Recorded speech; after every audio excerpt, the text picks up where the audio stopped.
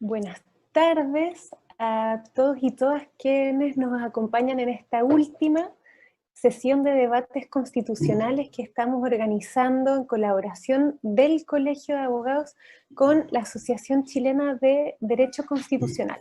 Estamos abriendo estas puertas virtuales, así que esperando que todos los que estaban ahí pendientes se puedan unir a esta última sesión.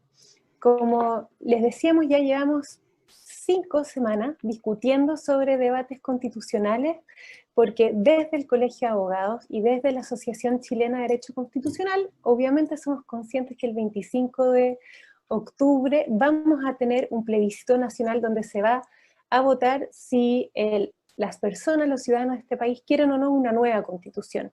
Y a nosotros como organizaciones nos interesa que esta sea una discusión sobre contenidos de fondo, con altura de miras, con un debate también pluralista, donde se respeten distintas miradas, pero donde se pueda conversar.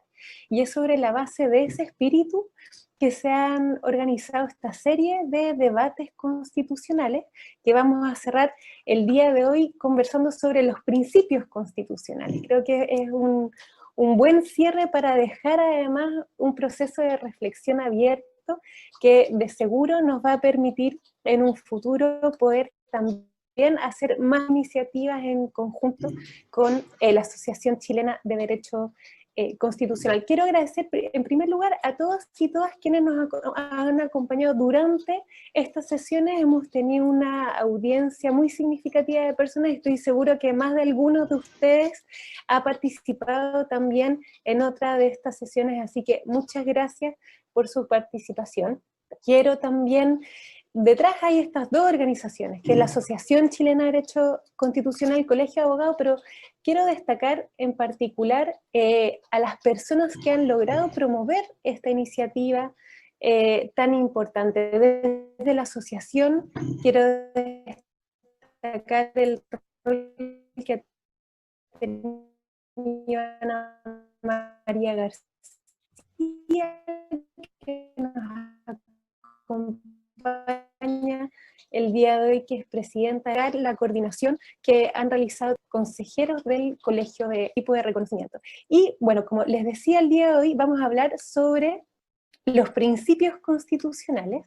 Tenemos interesantes invitados de norte a sur, así que también aprovechamos estas plataformas virtuales para ampliar las posibilidades de generar diálogos a nivel nacional que desde una perspectiva física o tradicional habría sido mucho más difícil de lograr. Entonces, la dinámica va a ser la siguiente. Les voy a presentar a los académicos, académicas con que vamos a partir y vamos a compartir esta conversación hoy día. Cada uno va a tener 15 minutos para poder hacer su presentación. Y luego de estas 5 presentaciones, ustedes también van a tener la posibilidad de hacer preguntas a través del chat que está disponible ahí abajo, al final de sus pantallas. Tienen disponibles el chat y yo como moderadora voy a estar atenta para poder compartir con nuestros expositores sus preguntas de forma tal de también asegurar un espacio de participación. Así que atentos, todas las inquietudes que surjan, por favor vayan al tiro haciendo sus preguntas a través del chat. Y también pedirles por favor que mantengan sus micrófonos apagados, así aseguramos que todos tengamos un mejor audio y estemos concentrados en las presentaciones. Bueno, como les decía, tenemos el privilegio de tener 5 destacados académicas y académicas que de norte a sur nos acompañan el día de hoy. Vamos a partir la presentación con Fernando Sanger, que es académico de la Universidad Católica de la Santísima Concepción. Luego va a tener la palabra Estefanía Esparza, que es académica de la Universidad de la Frontera, así que ahí está el sur de Chile bien representado. Después vamos a tener al profesor Víctor Manuel Avilés, de la Universidad de Chile. Después viene la profesora Marcela Pereda, académica de la Universidad Autónoma de Chile, y finalmente va a tener 15 minutos para hacer su presentación. Ya estaba preocupado Camil que le estaba restando minutos.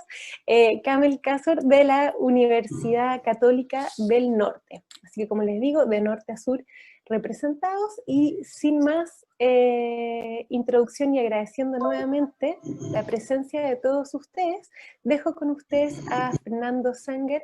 Voy a ser muy estricta, les digo a todos con el tiempo, así que Fernando, cuando te queden 5 minutos de presentación te voy a estar avisando para que puedas ahí manejar bien tus tiempos. Adelante. Muy bien. Muchas gracias. Perdón.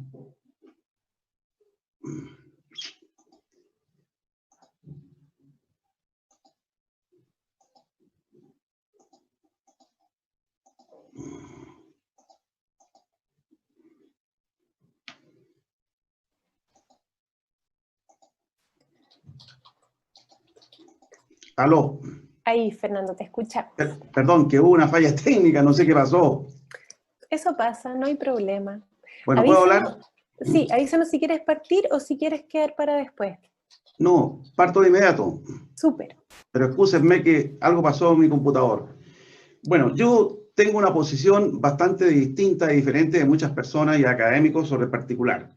En 15 minutos, en 5 capítulos, voy a desarrollar mi tesis de que este plebiscito que se está programando y todo lo que viene después tiene muchas ilegitimidades. En primer lugar, lo que aquí se trata de reformar no es la Constitución del 80, sino que la del 2005, que promulgó Ricardo Lagos y todos sus ministros, como todo el mundo lo sabe. Recordemos que hubo un plebiscito en el 89, que hubo 16 reformas constitucionales antes del año 2005, etc. Yo recuerdo haber asistido en La Moneda cuando Ricardo Lagos promulgó todas estas reformas, en que dijo textualmente: el texto como constitución en 1980 poco tiene que ver con el nuevo texto constitucional. La constitución que tenemos es la base de nuestro sistema político y que recibe nuestro ordenamiento jurídico es una constitución muy distinta. Todo esto está publicado en los anales de la República. En segundo lugar, creo que el plebiscito no tiene un mínimo para su validez. Puede votar un 5%, un 10%, un 15% de personas y, sin embargo, va a ser válido, no obstante que puede a lo mejor ganar una opción o la otra por un mínimo de votación. Todo esto no me parece muy claro, cuando la propia Constitución establece en el artículo 99 que hay plebiscitos comunales y la ley de municipalidades establece en el artículo 101 que los plebiscitos tienen que tener a lo menos el 50% de los miembros de la comuna respectiva para que exista una vinculación, sea vinculante el plebiscito. Por un lado, exigimos a las municipalidades para temas como el alumbrado, los temas domésticos de las calles, etcétera, nada menos que un 50%, y para reformar todo el sistema constitucional como viene aquí, no hay mínimo. Esto a mí no me parece adecuado, me parece que no tiene razonabilidad. Y si comparamos el derecho de otros estados, la cosa es muy distinta, como en Alemania. En Italia se acaba de hacer un plebiscito recién para rebajar, como lo sabemos, de 900 congresistas a 600, y el artículo 75 de la Constitución italiana establece que a lo menos tiene que concurrir el 50% del electorado respectivo. Bueno, todo esto me da a mí una impresión que no puede ser que vayamos a modificar toda una estructura como se quiere hacer sin que exista un mínimo razonable. Y más encima de esto se conjuga con lo que viene a continuación. Resulta que nuestro constituyente derivado, el día 27 de agosto pasado, reformó la Constitución mediante la ley 21.257 y facultó al Servicio Electoral para dictar normas e instrucciones necesarias para el desarrollo del plebiscito nacional, etc. Y aquí se le agrega la disposición 41ª y se señala que el Servicio Electoral, por los 4/5 de sus miembros, puede dictar normas e instrucciones necesarias para el desarrollo del referido plebiscito, pudiendo fijar reglas especiales y diferentes a las establecidas en el decreto de conferencia de ley número 2, etcétera, que es la ley de votaciones y escrutinios. Todo esto me parece que es una monstruosidad desde el punto de vista constitucional.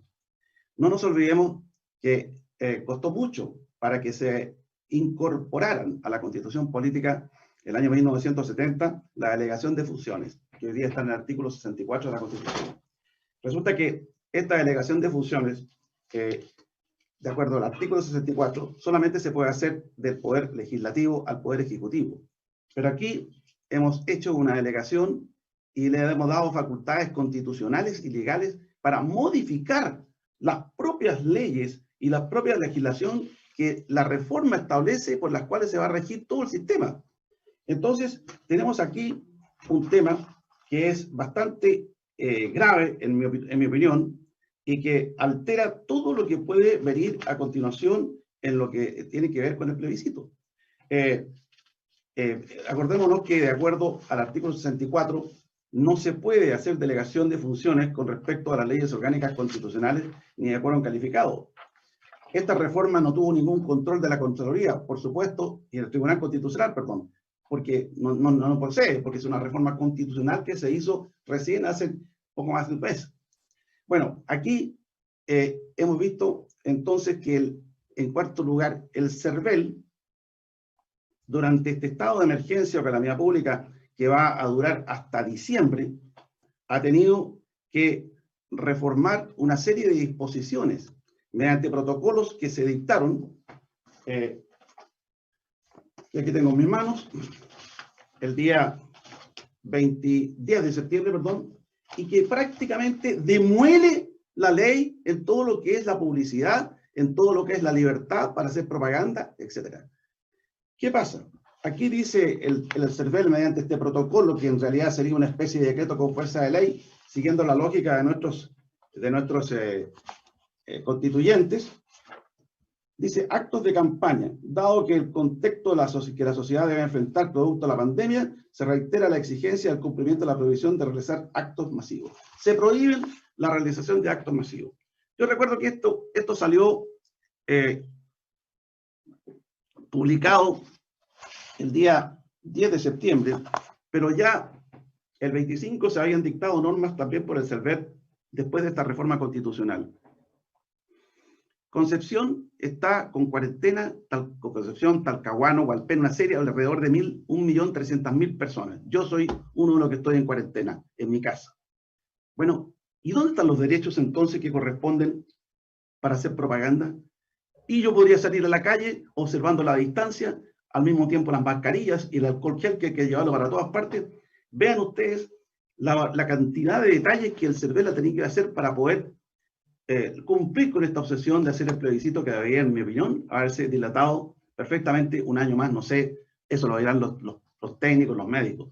Pero aquí estamos exponiendo a un país entero a una especie de genocidio colectivo en materia de salud.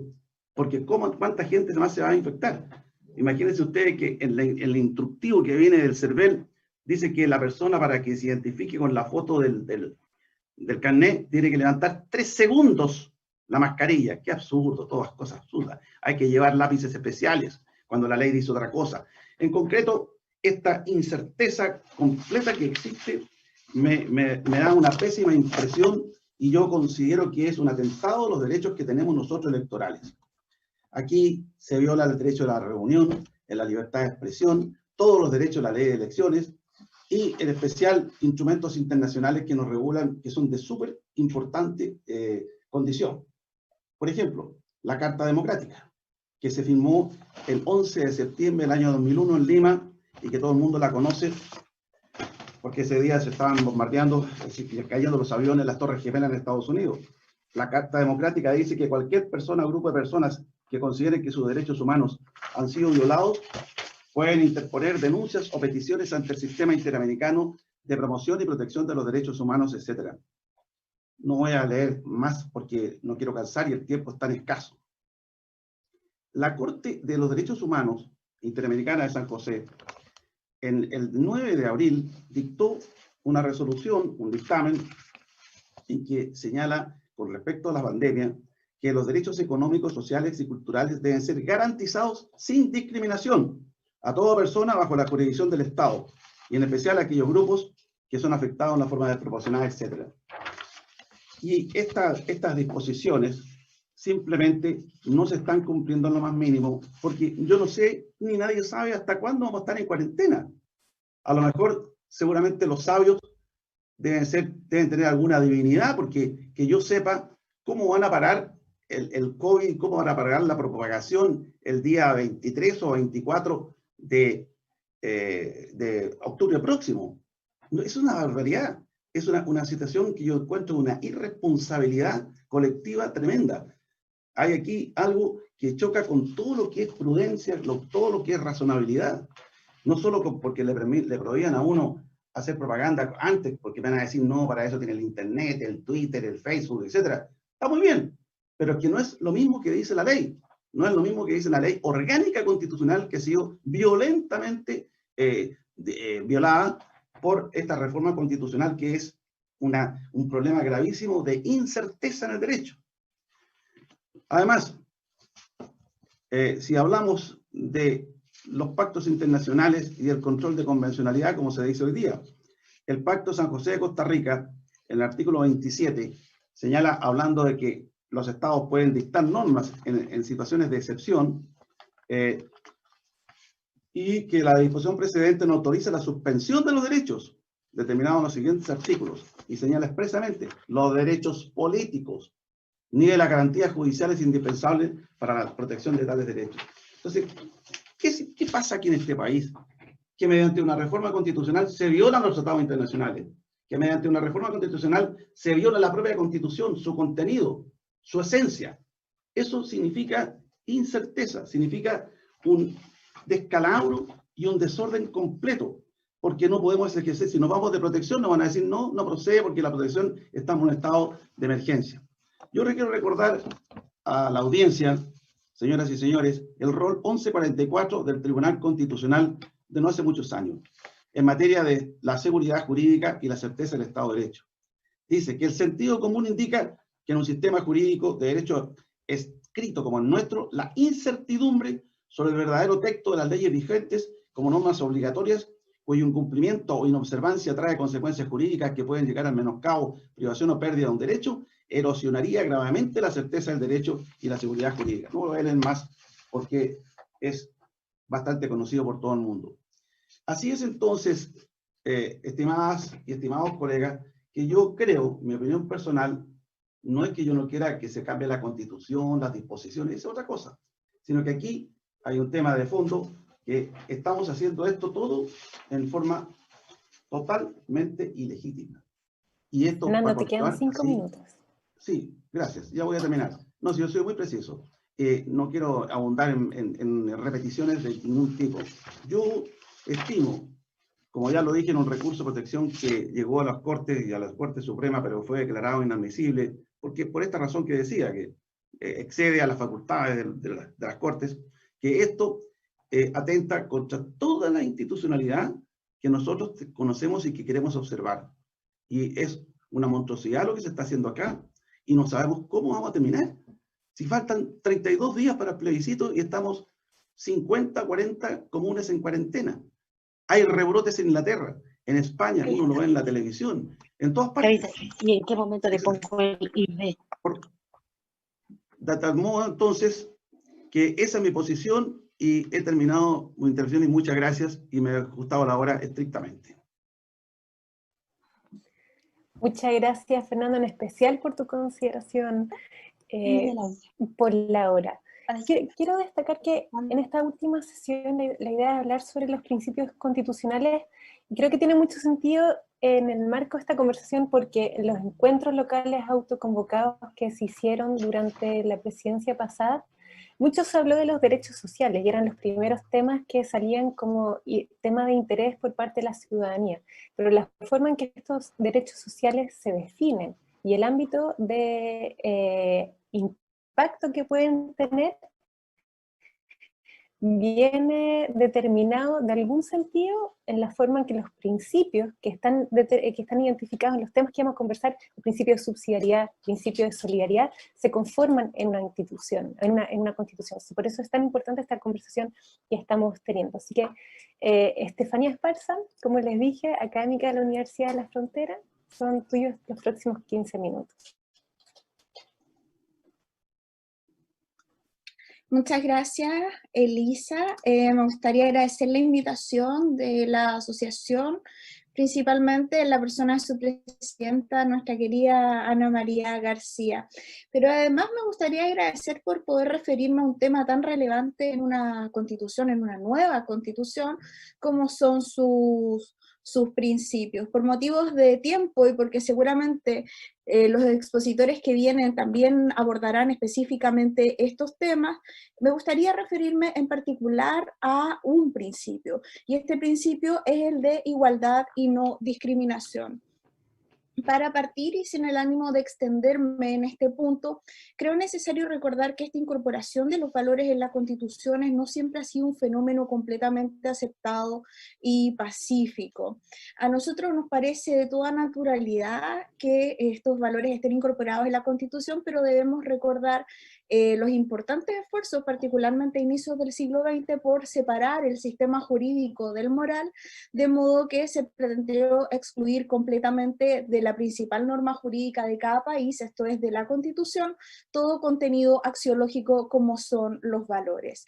Voy a simplificar muchísimo, pero como sabemos, esta realidad comenzó a cambiar con posterioridad a la Segunda Guerra Mundial, donde los juristas, asociando estas constituciones neutrales en términos valóricos con los acontecimientos de la Segunda Guerra Mundial, entendiendo que estas constituciones habrían permitido estos fenómenos, o al menos no le habrían puesto freno, entendieron que la mejor forma de evitar que estos horrores volvieran a cometerse era incluir contenido axiológico en las constituciones a través de los derechos fundamentales o a través de valores propiamente tal.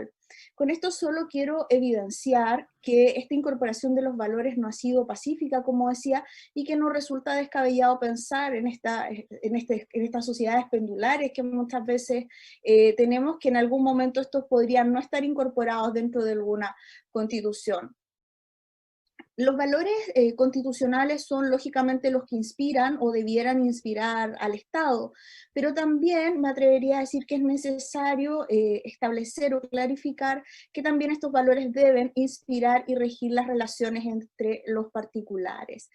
Esta aclaración probablemente no sería necesaria si todos estuviésemos siempre en posiciones relativamente similares, pero como sabemos podemos encontrarnos en distintas circunstancias de la vida, algunas inclusive históricas y estructurales, donde nosotros podemos carecer de poder político, de poder real, simbólico, o encontrarnos sometidos a violaciones de nuestros derechos fundamentales. De modo que las relaciones entre particulares también pueden resultar asimétricas y con graves riesgos de vulneración de derechos. Por ejemplo, pensemos en las relaciones laborales o tristemente en lo que puede ocurrir en el seno de nuestras propias familias. Es este hecho, creo yo, el que justifica y que me parezca ser extensiva estas normas de principio también a los particulares. Desde una primera perspectiva me parece imprescindible en relación a los valores mejorar la técnica de consagración de los valores. Entiendo que esto también puede tener una explicación desde la perspectiva internacional, pero ya que queremos hacer un texto que sea lo más razonable posible, la idea me parece es que más allá de consagrar que las personas nazcan libres e iguales, es decir, consagrar características que le atribuimos a los seres humanos, me parece más coherente consagrar los valores de una manera más directa, por ejemplo, indicando que son valores del Estado los siguientes. En segundo término, pareciera suficiente con establecer la igualdad como valor, y la verdad es que podría estar de acuerdo con eso, es decir, consagrar que uno de los valores es la igualdad. Pero creo que eso también podría generar algunos inconvenientes concretos, particularmente por la forma en que ha sido entendida la igualdad, a veces un tanto interesada, en los distintos sistemas jurídicos. Por ejemplo, no siempre se ha entendido la relación que existe entre la igualdad y la equidad, donde esta última pareciera estar más ligada al concepto de justicia, y muy ligado a lo anterior, y es el problema que me parece más complejo de soslayar, es que en algunas ocasiones la igualdad ha sido entendida simplemente como identidad de trato. Pienso que para desvirtuar esta idea que se encuentra tan arraigada en nuestro sistema es necesario que podamos detenernos algunos minutos. no me parece sensato entender la igualdad como identidad desde una perspectiva jurídica, particularmente debido a que me niego a pensar que puede existir un valor intrínseco en que todos seamos tratados exactamente de la misma manera. Creo que eso es positivo porque evita cierta clase de conductas, pero también creo que los valores debieran ir un poco más allá de esa simple evitación. Algo similar ocurre con los derechos fundamentales y resulta muy explicativo de este problema la relación que existe entre derecho a la igualdad e identidad. Como sabemos, todos los derechos fundamentales tienen algún objeto de protección.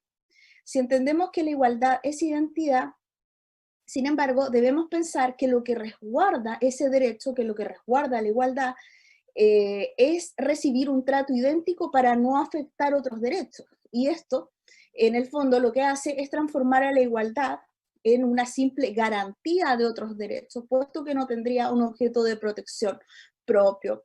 Esta, la verdad, es que parece ser un razonamiento bastante pobre para un derecho y para un valor con un potencial tan emancipador como es la igualdad. De forma que no me parece correcto ni apropiado entender la igualdad como simple identidad de trato. Pareciera ser que la igualdad, y esta es una de las tantas interpretaciones, se preocupa de que recibamos un trato, no necesariamente idéntico, pero acorde con la dignidad intrínseca de cada ser humano, que es idéntica para todos. Cuando hablo de dignidad, en este caso hago alusión, por supuesto, a la dignidad ontológica, propia de todo ser humano y no deontológica, que se puede poseer en mayor o menor medida dependiendo la adecuación de una conducta a una regla dada. Como sabemos, es esta primera clase de dignidad, la dignidad ontológica, y no la segunda, como algunos piensan, la que de la cual surgen o se reconocen o establecen los derechos fundamentales. Si nos pusiéramos de acuerdo en que igualdad no significa identidad, estaría muy de acuerdo con esa inclusión en la Constitución. Pero como hasta al menos ahora no ha sido así, parece necesario consagrar también un principio que asegure este trato y que mejor puede cumplir esa tarea, sin lugar a dudas, el principio de no discriminación. Esta consagración es relevante particularmente desde la perspectiva de lo que ocasiona la discriminación. La verdad es que sus consecuencias son muy variadas, las consecuencias de la discriminación son muy variadas y muy perniciosas, pero me gustaría mencionar solo algunas y desligarme un poco de los esencialismos y los juicios propiamente morales. En primer término, porque en la discriminación subyace la idea de que tenemos un distinto valor y de que algunas personas valen más que otras, y eso obviamente repugna nuestra idea kantiana de dignidad que nos indica el igual valor de todos los seres humanos. Además, porque el primer paso para llegar a fenómenos como la violencia, la explotación, la exclusión, la marginación, entre otras, va a ser generalmente la discriminación. Estas últimas, me estoy refiriendo a la violencia, a la explotación, a la marginación, afectan a personas que son discriminadas. Por ejemplo, se excluye, se explota o se ejerce violencia por ser mujer, por ser indígena o por ser de la diversidad sexual. Me parece también que es interesante la incorporación de este principio porque afecta a la libertad, y no solo de quien la sufre, que ya sabemos a estas alturas que las personas que sufren discriminación por un fenómeno muy estudiado en la psicología que se denomina profecía autocumplida, tienden a comportarse de la manera que se espera que ellos lo hagan. Pero además de esto es porque afecta la libertad de quien se comporta de manera discriminatoria, pues asume su comportamiento en base a la pertenencia a un determinado grupo social de su contraparte y no en cuanto a su individualidad. Finalmente, pero de la mayor relevancia, la discriminación hace daño a las personas, no solo ocasionándoles directamente un sufrimiento, sino que tiende a marcar su individualidad. Aquí quiero detenerme unos momentos. Como sabemos, todos pertenecemos a diversos grupos sociales, como el de las mujeres, el de los hombres, los indígenas, entre muchos otros. Estos grupos sociales son relevantes para cada uno, aunque no tengamos conciencia de ello. En efecto, muchísimas veces actuamos en base a los estereotipos de cómo son o cómo deben comportarse las personas que pertenecen a estos grupos sociales. Estas pertenencias entonces se plasman en nuestra identidad, pero no solo esta pertenencia, sino también la valoración social que se tiene de ellas. Entonces, evidentemente, si yo pertenezco a un grupo que no tiene mucho estatus social en relación a otros grupos sociales, o pertenezco a un grupo desaventajado, este estatus también se plasma y tiende a dañar mi individualidad. Estefanía, te quedan 5 minutos. Vale, gracias. Ahora es necesario tomar conciencia de que hacemos alusión con no discriminación, pues pese a lo que pueda pensarse, la verdad es que no existe un único concepto de discriminación. Y de hecho, en nuestro ordenamiento jurídico es bastante paradigmático en el sentido de que conviven distintas nociones de discriminación. Me parece que la principal distinción entre los conceptos de discriminación podría darse distinguiendo entre un concepto que incorpora estos grupos sociales para la configuración del fenómeno de la discriminación y otro grupo que en realidad no considera necesaria la existencia o la pertenencia a estos grupos sociales para la consideración o para la configuración de la discriminación. En el primer caso, es decir, donde no se incorporan estos grupos sociales al concepto de discriminación, se va a entender la discriminación, seguramente esto les sonará a varios, como simplemente una diferencia de trato arbitraria. Como sabemos, en la fórmula, aunque no es la única, es la más utilizada en nuestro ordenamiento jurídico, y en este caso, un acto o una omisión que carece de justificación razonable, que es caprichosa, entre otras, va a ser considerada una discriminación.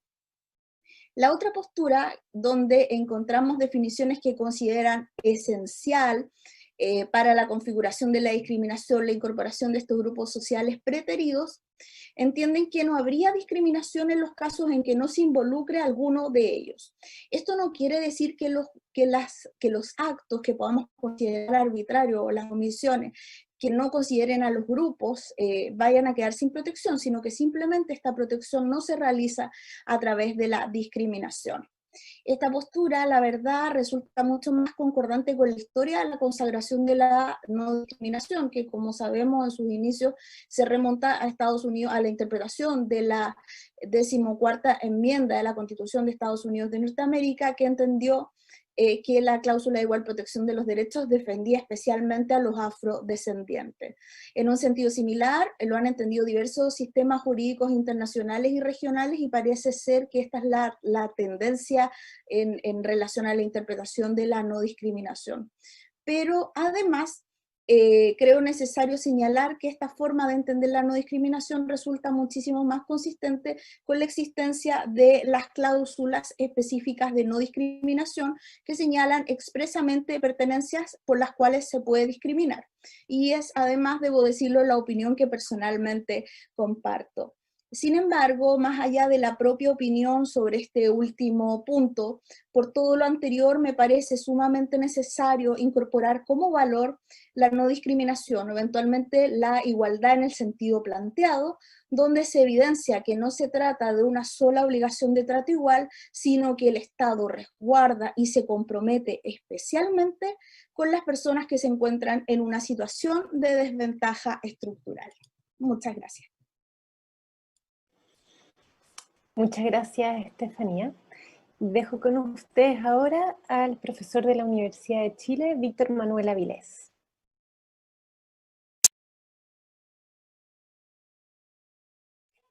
Muy buenas tardes, muchas gracias al Colegio de Abogados representado por don Héctor Humérez, a la Asociación Chilena de Derecho Constitucional representado por mi querida colega y compañera de cátedra, doña Ana María García, y a Lisa Walker por la conducción que está haciendo, y a todos ustedes por escucharnos.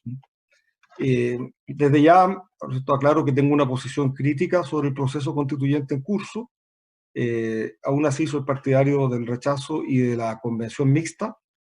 Creo que hay importantísimos cambios que hacerle a la Constitución, y creo en la absoluta supremacía de la evolución constitucional frente a los momentos estelares, por parafrasear a Stefan Zweig. Sin embargo, lo que nos llama hoy día a hablar de los principios constitucionales, y a eso me voy a referir específicamente. Lo voy a hacer como académico, y también en estos temas que son tan políticos, aclaro mi membresía o mi participación en Renovación Nacional, porque es muy difícil a veces separar las posturas teóricas de las posturas políticas, específicamente en estas materias. ¿Qué son los principios? Los principios constitucionales básicamente son una forma específica de normas constitucionales, es decir, están dirigidas a ordenar el actuar de la sociedad, que tienen como característica que no se aplican solamente a un solo caso, como las reglas constitucionales, que también son normas, sino que resuelven varios casos y suelen constituir, como lo han planteado importantes académicos, verdaderos mandatos de optimización, porque muchas veces los principios se superponen en su aplicación frente a los mismos hechos, y lo que debe hacer quien aplica los principios constitucionales o quien interpreta y aplica la Constitución es optimizar al máximo la vigencia de todos los principios sin excluir uno por sobre el otro. Esos son en general los principios constitucionales, o al menos de esa forma los voy a tratar yo. ¿Para qué sirven los principios? Bueno, sabemos que no todas las constituciones los tienen, en algunos casos están en los preámbulos, ¿no?, de la Constitución. Por ejemplo, el caso de la Constitución española tiene un preámbulo que tiene principios. La Constitución chilena de 1925 tenía 3 artículos iniciales con principios, la Constitución del 80 tiene el capítulo primero con las bases, etcétera. Pueden estar en distintas partes de la Constitución. ¿Para qué sirven? Básicamente, como normas jurídicas, regulan, es decir, buscan influir en el mundo del ser, orientan también la creación de normas en general por parte de quienes están a cargo de esa función legislativa o reglamentaria, y también orientan la aplicación de las normas jurídicas por parte de quienes deben hacerlo. ¿Tienen ventajas los principios? Claro, tienen varias ventajas, ¿no es cierto? Primero, le dan cierta flexibilidad a las constituciones, que permiten a su vez que se vayan adaptando o se puedan aplicar a situaciones que surgen con motivo de la evolución natural de las sociedades. Pero también tienen desventajas los principios, entre ellos, ¿no es cierto?, podríamos decir su textura abierta o excesivamente abierta, que requiere un mayor grado de interpretación, y por lo tanto que pueden conllevar también menor seguridad jurídica y a su vez traspasar quizás mayor poder desde los órganos democráticos representativos, particularmente el presidente de la República y el Congreso Nacional, quizás a los jueces que van a aplicar la Constitución. Este es más o menos el campo teórico de los principios constitucionales. Pese a todo esto, pese a que tienen desventajas, creo que es importante que los principios existan. En particular, dado que eventualmente vamos a avanzar a una nueva Constitución, me parece que la eliminación de la técnica jurídica de los principios en una eventual nueva Constitución sería una señal mala para la ciudadanía en relación a el valor que la Constitución le asigna a aquellos principios que hoy día están consagrados en la Constitución. Me parece, en general, ¿no es cierto?, el movimiento social, además, que está detrás de este proceso de nueva Constitución, no ha pedido un cambio sustantivo a nivel de todos los principios, sí pareciera demandar un Estado más activo y más solidario. Sin embargo, en parte, me parece que los principios que actualmente consagra la Constitución ya tienen algún espacio de acción para el Estado y desarrollar un rol más activo, y abandonar esa posición que tradicionalmente se ha hecho fuerte, de que la supuesta subsidiariedad que consagraría esta Constitución obliga al Estado de abstenerse, cuando la subsidiariedad en realidad, más que un modo de abstención, es un modo de acción del Estado, obliga al Estado a actuar. ¿En qué me baso para decir que la forma que están consagrados estos principios en la Constitución ya permiten un rol activo del Estado? Primero, en la norma del artículo primero, que señala que el Estado debe asegurar, ¿no es cierto?, la igual participación o la participación con igualdad de oportunidades de las personas en la vida nacional. Es decir, claramente, este Estado, establecido en esta Constitución y en base a estos principios, abandona el principio del paradigma tradicional del Estado liberal, de que las libertades personales o individuales existen sin que el Estado deba hacer nada. Dice que el Estado debe hacer algo para que estas libertades e igualdades se puedan ejercer en la realidad. O sea, tiene que haber una conexión desde el mundo del deber ser y el Estado hacia el mundo del ser. La idea misma de bien común también establece una función al Estado para asegurar que la vigencia de los derechos sea plena, porque a través de ellos se desarrolla la personalidad. El artículo 19, número 18, contempla un deber del Estado de prestaciones básicas y uniformes en materia de seguridad social. El 19, número 10, obliga al Estado a financiar un sistema público para la educación media y gratuita. Existen limitaciones al ejercicio del derecho de propiedad con motivo de la función social, que además, en opinión de algunos, no se indemnizan. Creo que hay un plexo, un conjunto de principios que dan cuenta que el Estado, en la Constitución actual y como estos principios consagrados, sí tiene un rol activo en la sociedad. Sin embargo, la interpretación en general ha ido cambiando, en cierta forma, esta visión de la Constitución, y pareciera ser hoy día que se quiere reforzar un rol más activo. Y acá viene la pregunta, entonces, ¿es necesario definir en la Constitución un Estado, por ejemplo, un Estado social y democrático de derecho? Nosotros podríamos decir que el Estado de Derecho es simplemente un Estado que somete a las normas al Estado, perdón, y a los particulares al derecho, a la ley. Y eso sería como el Estado liberal de derecho. Bueno, esta fórmula no recoge explícitamente eso, implícitamente lo recoge sobre la idea de Estado de Derecho, pero le pone apellido. Y ahí viene el problema, porque la existencia de estos apellidos se puede entender de dos formas al menos. Una forma como la consagración del carácter democrático y también, ¿no es cierto?, del carácter social o solidario del Estado. Pero otra forma también es entender que la Constitución misma crea un conjunto de principios que, aplicados como reglas, pueden pasar por sobre la actividad legislativa y ser directamente aplicados por el regulador o por los jueces, de manera tal de prescindir de la intermediación tradicional legislativa de los estados más liberales. Creo que en eso efectivamente existe un peligro, porque es precisamente en el órgano legislativo, el Congreso Nacional, donde debe expresarse la mayoría. Por lo mismo, creo que hay que buscar fórmulas que den cuenta del sentir social, de un mayor involucramiento del Estado en la consecución de fines sociales, sin necesariamente recurrir a las conocidas fórmulas de España y de Alemania de Estado social y democrático de derecho, por cuanto las mismas podrían entenderse como una limitación o como apellidos que debiliten la idea de Estado de Derecho, y a su vez que se podría entender como que potencian el rol ejecutivo y de los jueces por sobre el rol legislativo. Y creo que esas cosas no están ni siquiera en la mente del movimiento social que hoy día pide este cambio. En materia en general, yo diría que ¿qué cambios relevantes yo haría? Yo no tocaría primero la referencia a la dignidad de las personas, de los hombres y mujeres. En materia de familia, agregaría el deber del Estado de apoyar a las familias que crían hijos, y a todo tipo de familias, pero sobre todo a los que crían hijos. Creo que ahí efectivamente existe una tremenda necesidad de políticas públicas orientadas a que las personas puedan tener hijos con tranquilidad. Nuestra población está envejeciendo, las necesidades de la población requieren más recursos públicos, y en la medida que vaya descendiendo el nivel poblacional, es difícil pensar que vamos a poder satisfacer y financiar en el futuro este estándar que solicita la ciudadanía. Me parece importante que se mantenga el reconocimiento de los grupos intermedios, me parece importante que se reconozcan las finalidades especiales del Estado, el bien común, persona humana, seguridad e integración nacional, pero también me parece que, atendido el movimiento social, es probable y necesario que se establezca el deber del Estado de propender, ¿no es cierto?, a un mayor bienestar social en base a la ley, de manera tal de que nuevamente sea el Congreso Nacional que pueda ir haciendo aplicación de políticas públicas de tiempo en tiempo. Y agregaría, así como lo hace la fórmula española, un principio que es fundamental para una democracia, que es el principio del equilibrio fiscal. Y ustedes me dirán, ¿por qué dice el señor Avilés que es fundamental para una democracia el equilibrio fiscal? Bueno, porque cuando existe un deber de propender hacia la mayor satisfacción de necesidades sociales y no existe la regla del equilibrio fiscal establecida como fundamental desde la misma Constitución, existe evidentemente un espacio para el populismo. Cuando un Estado, un gobierno, perdón, dispone de recursos públicos en forma irresponsable, básicamente lo que hace es coartar las posibilidades de sus sucesores, que han sido electos por la mayoría del pueblo en la elección siguiente, puedan efectivamente tener algún rango de gobernabilidad o de posibilidad de plasmar en la realidad su programa de gobierno. Insistiría también en la idea de la soberanía de la nación y el límite que implican los tratados internacionales.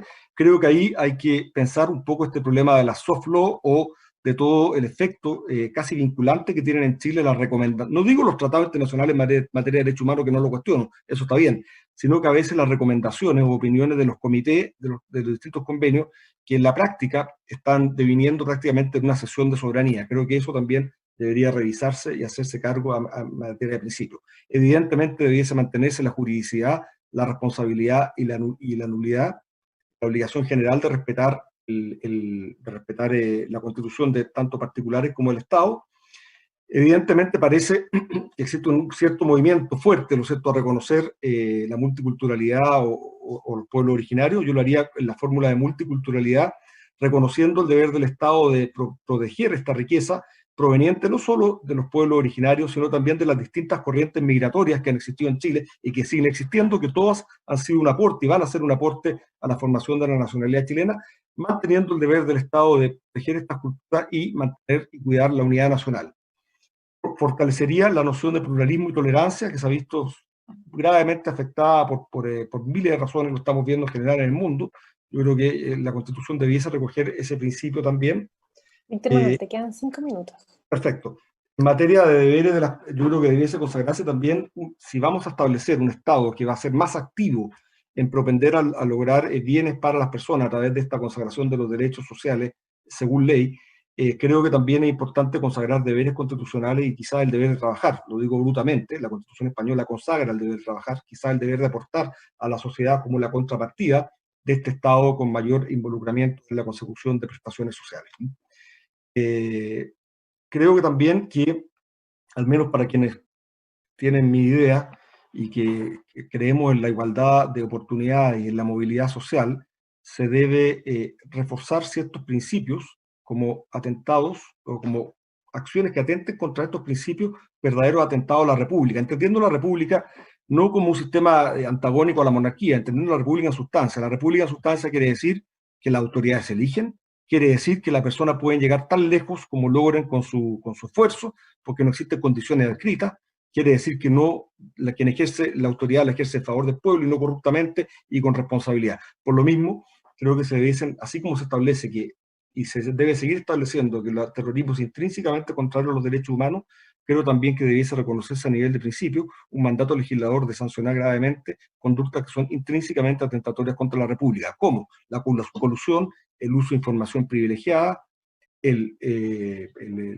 la selección de personal, digamos, el nepotismo, digamos, y el abuso de autoridad. Me parece que ese sería en general el conjunto de principios. Cierro diciendo nuevamente una idea que transmití al principio. Me parece que eliminar principios o eliminar el capítulo de los principios va a tener un efecto mucho más allá de lo que busca el movimiento social que está detrás de este cambio constitucional, y desde el punto de vista del efecto vinculante y la aplicación de la constitucional va a generar generaría importantes efectos negativos que debilitarían principios que creo que son valiosos para la sociedad. Me parece que básicamente en esta materia debería abordarse con innovaciones y con modificaciones, y en la línea, al menos me parece a mí, que yo he propuesto. Muchas gracias, Elisa. Muchas gracias, Víctor Manuel. Dejamos ahora con ustedes a doña Marcela Peredo, profesora de la Universidad Autónoma de Chile. Marcela, tienes 15 minutos. Muchas gracias, Elisa. Muchas gracias a todos por la invitación al colegio y también a la asociación a la cual pertenezco. Y un saludo afectuoso para todos los panelistas y también para las personas que nos ven. Espero que ahí no me descuenten los minutos, Elisa. Ahora sí, ahora parto. Ya, es broma. La verdad que yo quise abordar, según lo que nos convocó en esta sesión, la subsidiariedad, la solidaridad y equidad y jurisdicción como una visión constitucional desde el sentido común y más bien práctico. Y por eso creo que cada uno de nosotros, como académico, como doctor en Derecho, tiene una base respecto de lo que piensa que una constitución es. Y luego de ello se deriva, a partir de esa concepción, lógicamente se deriva cuáles son los valores o los principios o las normas, o como yo le llamo solamente normas, porque para mí en efecto son solo normas jurídicas, que deben regir y que son aplicables para la institucionalidad tal como lo conocemos hasta hoy, y que en el proyecto de Bachelet, a propósito de lo que hablaba Juan Manuel, también se mantiene más o menos el mismo sentido. No cambia la expresión, por ejemplo, las personas nacen libres iguales, en dignidad y derechos, eso no se ha modificado, y no veo que pueda ser modificable, me parece a mí, porque me parece que es una especie de cláusula de intangibilidad. Pero para comenzar entonces, 5 cuestiones muy previas. Primero, el concepto de constitución, que implica al final una visión de la política, de lo que son del Estado, del derecho, del imperio de derecho y de la separación de funciones. Yo creo en una constitución que se entienda desde toda la vida de Dios, como hizo mi amigo español, como un límite al poder por medio del derecho para proteger los derechos de las personas. No creo en una constitución que sea una constitución programática o que sea muy extensa, sino que cuente con lo justo en términos de que pueda garantizar y proteger los derechos de las personas, que me parece a mí que fue lo que ha generado la crisis del 18 de octubre, ese es mi juicio. Luego, en términos de lo que la Constitución debe contener, antes de hablar de principios, lógicamente que todas las constituciones, para que la gente no salga expectativas tampoco de cosas que no son, con responsabilidad hay que decir que todas las constituciones tienen una estructura muy similar.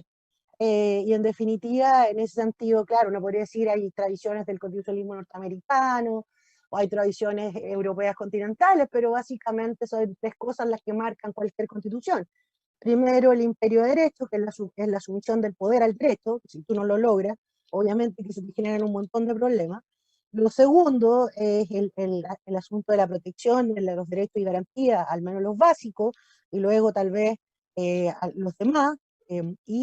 También, en tercer término, me parece a mí que la base de una constitución es una separación de funciones que sea efectiva para que no se produzcan problemas de corrupción o faltas de transparencia, porque nosotros sabemos que hoy por hoy, en el 2005, se reconoce el principio de la transparencia, pero a veces no es tan fácil de aplicar porque se eluden a veces ese tipo de normas en términos jurídicos a propósito de concepciones que se prestan para la idea de colaboración de funciones cuando la idea es limitar el poder por medio del derecho. Entonces, desde esa base académica, yo quiero explicar que mi visión en ese sentido, que sustento es el constitucionalismo más bien clásico, y que desde esa perspectiva me parece oportuno pensar en estos principios más que principios en términos de reglas, o Atkensa, o Rawls, o cualquiera, en términos de normas jurídicas que son vinculantes. ¿Y desde qué momento se hacen vinculantes? Desde que la Constitución es la norma suprema. Si la Constitución es la norma suprema de un Estado, entonces todos los órganos, tal como dice el artículo 6 y 7, deben someter su acción a ella, todos. Y por lo tanto, la Constitución tiene en ese sentido como efecto revisar en primer término un principio que yo creo que no es ni bueno ni malo, pero que se ha conversado demasiado como un tema de concepto jurídico indeterminado, con lo cual yo no comparto, que es el tema de la subsidiariedad. La subsidiariedad, si uno ve el origen y el contenido, la Constitución se puede interpretar en sentido positivo, decía mi maestro Pereira, en Santiago de Compostela, acá en Chile, José Ignacio, en sentido positivo o en sentido negativo. Entonces tú a una norma constitucional le puedes dar contenido, porque no es la indeterminación per se, sino que en definitiva lo que tienes que hacer es pensar que cuál es la obligación que surge en esta relación persona, sociedad y Estado, que es la base del triángulo de los principios constitucionales. Exactamente lo que surge ahí son dos deberes. Uno, de abstenerse, que tiene que ver con el derecho canónico, que está en la doctrina social de la Iglesia, y por otro lado, abstenerse cuando las personas pueden realizar las cuestiones por sí mismas. El Estado debería abstenerse para no asfixiar estos grupos intermedios, a las pymes, a los que tienen la iniciativa, etc. Y por otro lado, hay un rol garante, que también es parte de la subsidiariedad, que yo le llamo en sentido positivo, que lo he expuesto ahí en un libro de lecciones de teoría constitucional. Mis pobres alumnos los torturo con eso, les mando saludos porque seguro algunos andan por ahí, y los torturo diciéndoles, pero también hay un sentido positivo que tiene que ver con el hacer precisamente del Estado, cuando o toda vez que las personas no pueden hacer eso por sí mismos. Es evidente que si tenemos problemas en materia de salud, y ya se vieron en los coloquios anteriores, no quiero volver atrás a los derechos sociales, pero esto tiene un impacto importante. Es evidente que si el Estado nota, como pasó con el COVID, qué sé yo, que faltan elementos en los hospitales o en los servicios de salud, es la obligación del Estado, si no sería falta de servicio, aportar y trabajar y hacer que eso se cumpla, porque es parte de su deber, conforme a otro principio que no está acá citado, pero que es del ABC, que es la servicialidad. Que el Estado está al servicio de la persona humana y conforme a la misma doctrina social de la Iglesia para el bien común. Y esos no son conceptos jurídicos, a mi juicio, indeterminados, sino que tienen un fin concreto.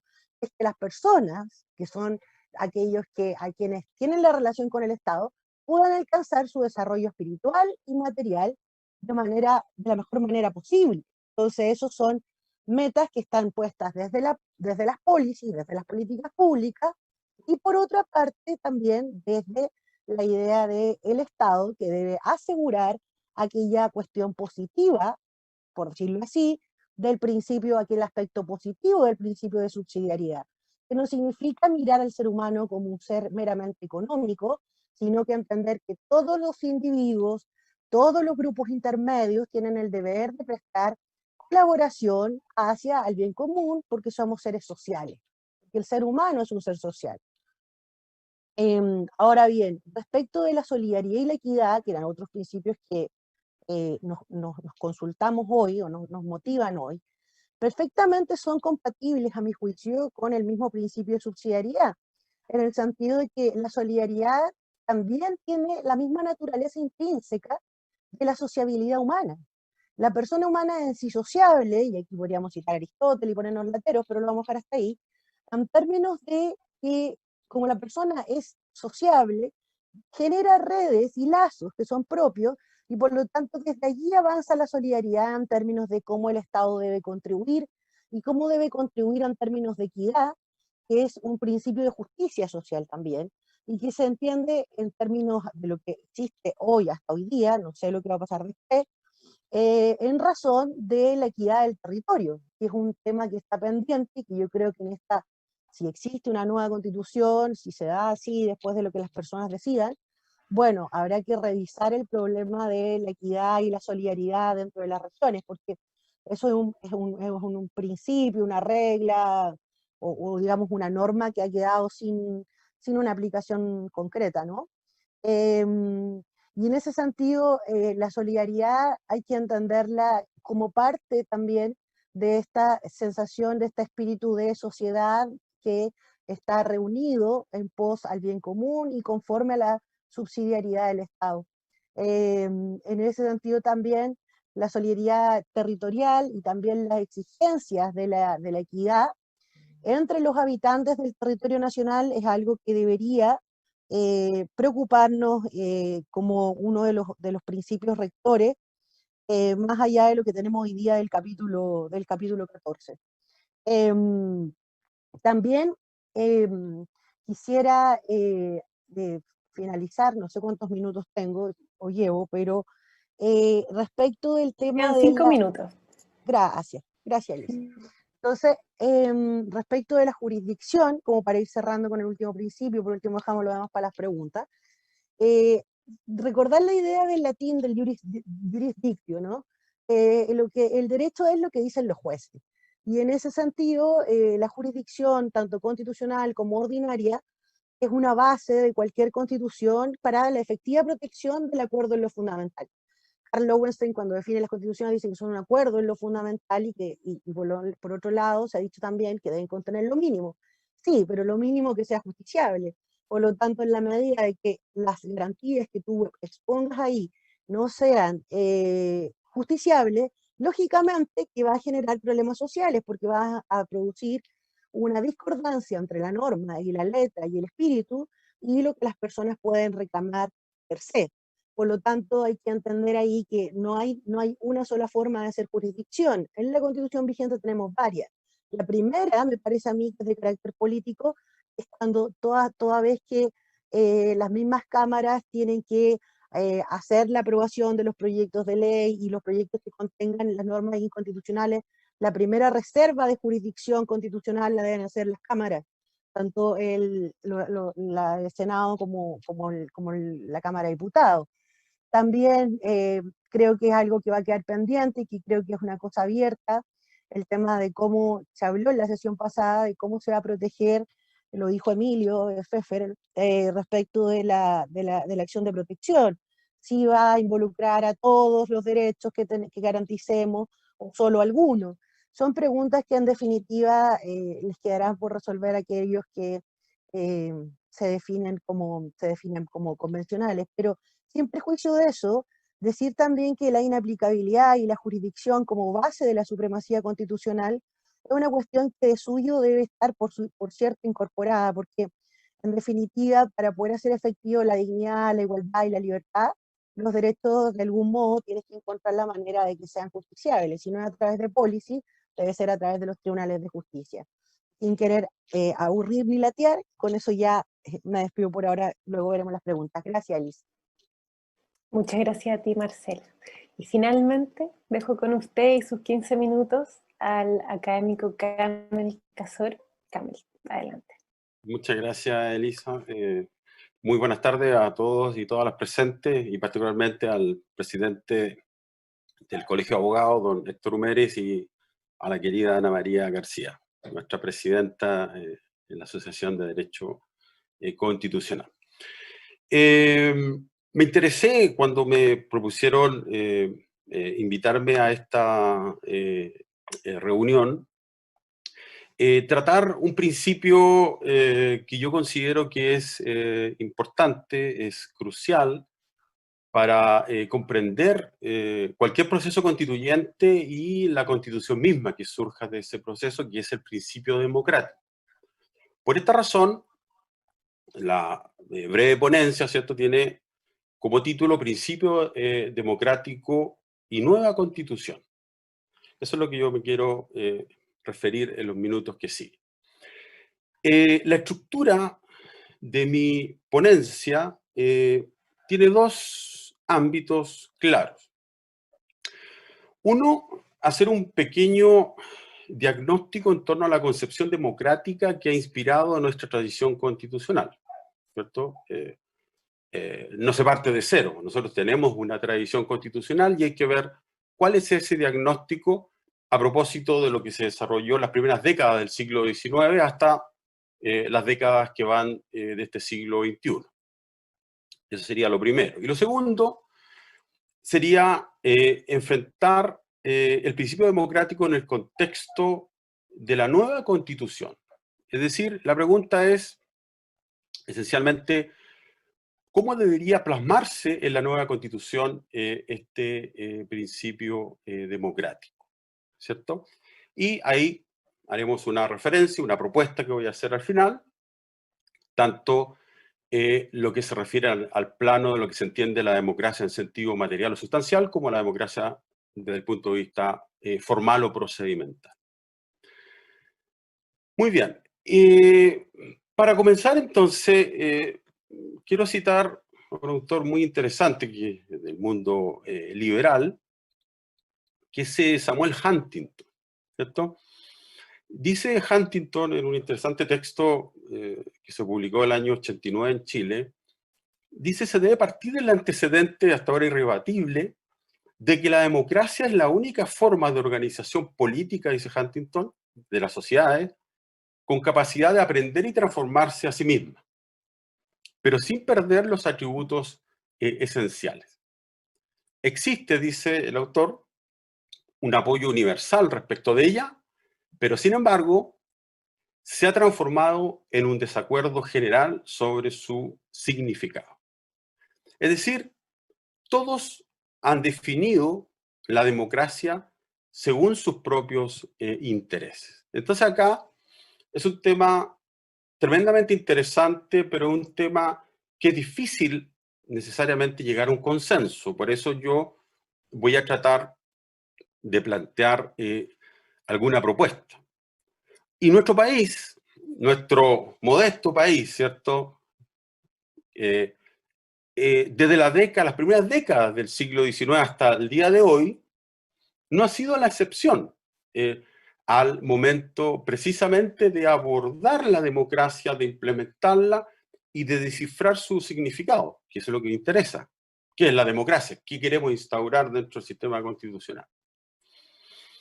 Y habría que concluir que en Chile se ha consolidado un Estado constitucional con una sui generis concepción democrática constitucional, ¿ah? Que ha privilegiado, sobre todo, el normal funcionamiento institucional como una forma de republicanismo, digámoslo, estabilizador. Es decir, históricamente, podrían estar de acuerdo conmigo, se ha justificado el régimen democrático en vigor basado en las condiciones de eficacia y estabilidad que ha ido generando el mismo, primando una práctica democrática esencialmente estabilizadora. Eso es muy importante en la historia constitucional chilena. Esencialmente estabilizadora y no realmente participativa, que se extiende precisamente hasta nuestros días y que recepta precisamente nuestro actual marco constitucional. Por esta razón, tenemos necesariamente que concluir que nuestro régimen democrático constitucional tiene evidentes luces y sombras. Y eso es lo que tenemos que tratar de resolver, en cierto modo, en este proceso constituyente. Para reafirmar la importancia de esta temática, fíjense, cabe citar el artículo 135, inciso final de la actual Carta, el cual prescribe como exigencia que el texto de la nueva Constitución que se someterá a plebiscito, deberá respetar el régimen democrático del Estado chileno. Fíjense, eso está consignado en la actual Constitución. Del precepto constitucional que acabo de mencionar, de un claro significado incierto, surgen preguntas de variada índole, que yo voy a tratar de plantear y obviamente no voy a responderlas todas las preguntas. Fíjense, ¿cuáles serían los alcances del límite que se ha impuesto al poder constituyente originario en esta materia? ¿Busca preservar nuestra tradición constitucional en torno a la concepción democrático que se ha ido gestando hasta nuestros días? ¿Sería compatible con una concepción de democrática avanzada que combine formas de participación directa de los ciudadanos en la toma de decisión con los clásicos mecanismos de democracia representativa?